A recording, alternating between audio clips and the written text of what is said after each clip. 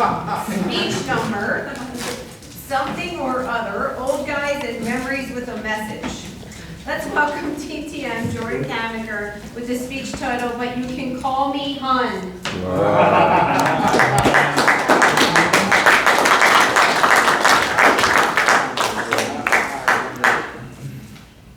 This is very scary because it all started when I was driving with Nate Poe. You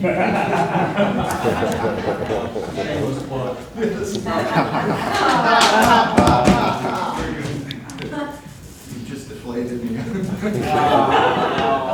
It all started in the spring of 1973. The end of my junior year in high school, when they conducted elections for school officers for the coming year. And following in my brother's footsteps, I never would have had this idea of my own, but my brother had done it 3 years earlier, and so I ran for student body president. I had one of my buddies who was an artist put up posters around the campus with mafia guys, and it said, "Vote Jordan, or else." And I won. And the team consisted of seniors, except for one person. She was a sophomore. And many of the women in my senior class were wondering, well, no, this is not the boring part. They were wondering, well, how did a sophomore get elected? I mean, the juniors and seniors don't even know her. But this was 50 years ago, and the juniors and seniors who cast votes for her were, half of them were, what's the legal term, guys. All they cared about was, she's hot. So the sophomore ends up as secretary-treasurer of the student body. And the year unfolded as it ought, until somewhere around April, when some of the seniors got bored. And at one point, some afternoon, after classes had ended, she found me. We'll call her Sue, not her real name, but a good legal name.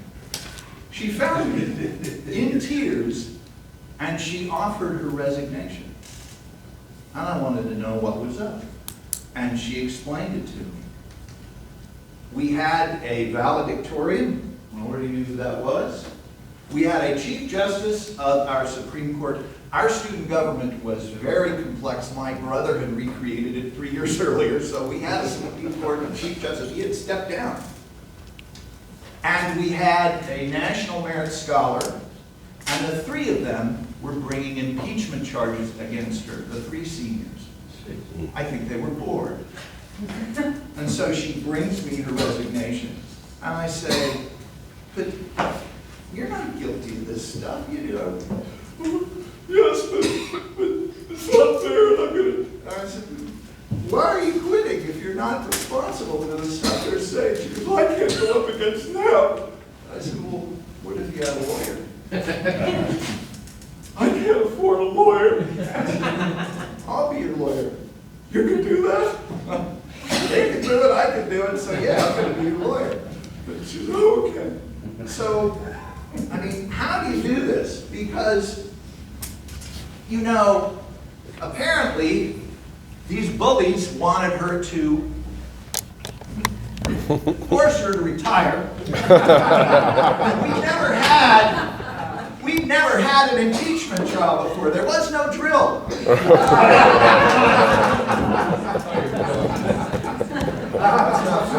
So we created this thing from scratch, and Mr. Rose, the principal, let us skip class, starting with first period, and then if it went into second period. So I subpoenaed the janitor. And he told me, in no uncertain terms, go to fill in the rest. So I went to Mr. Rose, and I said, I need testimony from the janitor. And Mr. Rose forced the janitor to honor my subpoena. And we had the trial, and one of the things I asked the janitor was, did you or did you not remove the minutes of the student government meetings from the trophy case? They're not supposed to be in the trophy case. Did you or just answer the question. And I tried it gently, and he wasn't having it. So he finally admitted. He had pulled the minutes down. She had actually generated the minutes as she was required. And then I looked around the room to these various, do you remember when you were junior prom committee and we didn't get the decorations up until just before the prom? Did somebody go and impeach you? And I knew every one of them. She was acquitted. I saw her at the all-class reunion last fall, and the conversation was almost tearful. She remembered every moment of it, and was so grateful. And there's a message from that. You know, Roy and I, and a few others of this august gathering, we used to have an organization called the Historical Players. We were historical and... Funny. Historical and hysterical. We had Queen Elizabeth, Roy's wife. She was brilliant. Tom Kemper was Benjamin Franklin. We had Attila the Hun. We had Abraham Lincoln, which I did in later years. But in the initial years, I was Attila the Hun. And, oh, I used to love it, because beforehand, I would find somebody young, thin, and I would ask them, will you let me do this? And I explained what I wanted. I had to get permission. I did this in city clothes. And so then later on, I would go as Attila the Hun and grab her and carry her up to the stage. And they say, oh, you can't do that. You're not a barbarian anymore. And we'd leave, and I'd say, just remember, I may be Attila the Hun, but you could call me Hun. And she'd go, and at the end, Roy would say, Attila, are there any lessons you can share with this crowd about history? And I would say, there are always Attila the Huns. There are always barbarians. They've always been here, and they always will. And you will deal with the barbarians and the bullies from a position of strength, or you will deal with them from under the heel of their boot. But you will deal with them.